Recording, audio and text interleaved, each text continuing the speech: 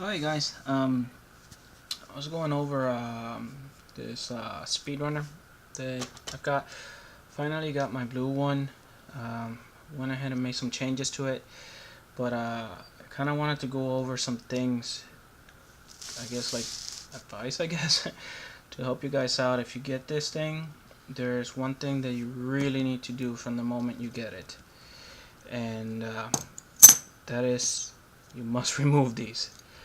These are metal plates that go right in here on this corner. They're really heavy.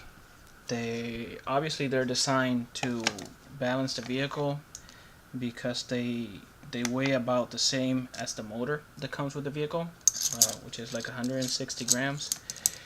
And they're also designed to keep a low center of gravity for the vehicle so it doesn't turn over so easily, which is kind of funny because this vehicle, from when you buy it stock, it turns over very easily.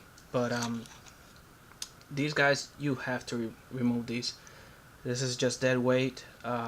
This may very well be the main reason why you keep stripping that factory gear.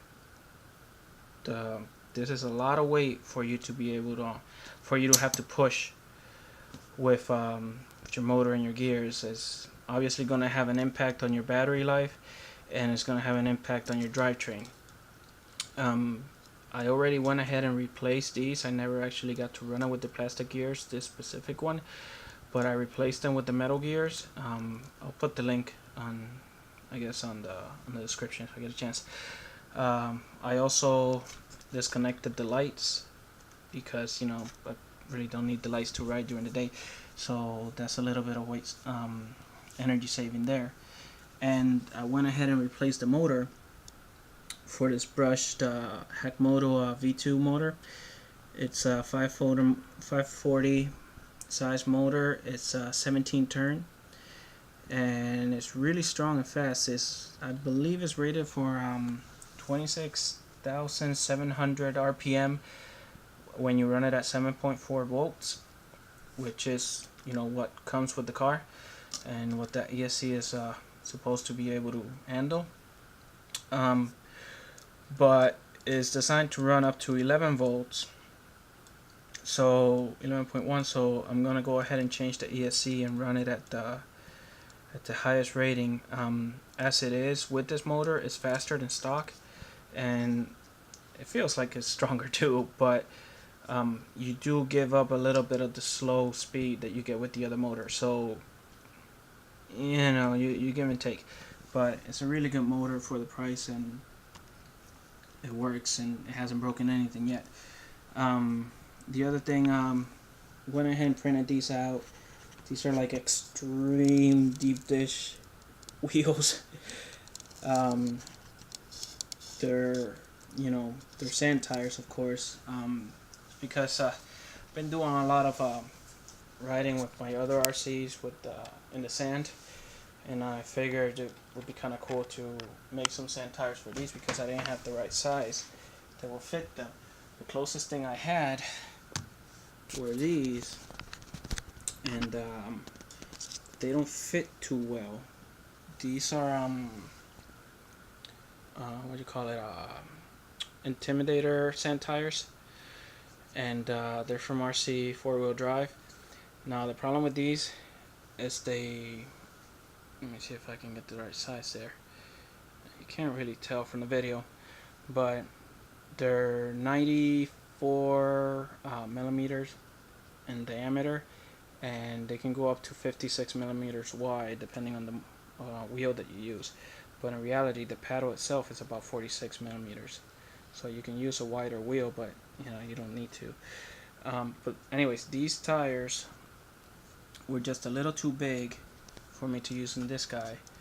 As you can see, they're a little bit taller, so I went ahead and printed out some 85 millimeter versions of them. These are not obviously exact copies of what they are, but they have the same amount of teeth, and they have that the sidewalls to protect the paddles, so they should be able to take some pretty good beating. those files for these are obviously going to be on my Thingiverse account. If you want to print them out, they're designed to fit 12mm hex, and they work pretty good. Obviously, you know, it's a proven design. They've been selling these forever. They're really good tires. I haven't really been able to use these with many RCs because they're too small for my 1/10 and they're too big for this guy. So I'll eventually find somewhere to use these. But for now, free files. You can print these out, and you'll have some sand tires for a 1/16 scale RC. 1/16, 1/12. Shoot, I forgot what scale this is. But anyways, this 1/12, I think. Yeah, 1/12. So, like I said, these are 85mm by 45mm, and I chose those measurements because you can just pretty much put them on the vehicle without having to get any spacers, and they fit really nicely, and they have a really nice stance. As you can see, it's a nice width, and it just rides really good with them, as you can tell. So they fit really nice, they work.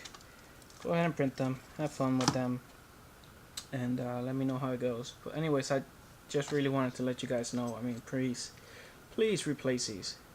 These are going to strip your gears. If you're not thinking about upgrading this guy at all, at least take those out, and it'll last you a lot longer. If you have children like I do, this would have saved me a lot of trouble, because my son had to wait for me to fix his car because it stripped the gear in the back, and that was a pain in the butt. Oh, the other things, just like the other one, I went ahead and moved the battery down, as you can tell from there. So that battery is a bit lowering the center of gravity, and I also flipped the shocks. I went ahead and ordered some other shocks, some internal spring shocks that are oil filled, which I'll be putting on as soon as I get them, but you guys know that it takes forever for those things to come in. So anyways, I'll try to keep you posted. I'm not going to be able to post a video connected to this one with it running, but I'll do that as soon as it stops raining. For some reason here in Florida, rain comes whenever it feels like it. So anyways, thanks for watching, guys, and go ahead and print those out, have fun with them.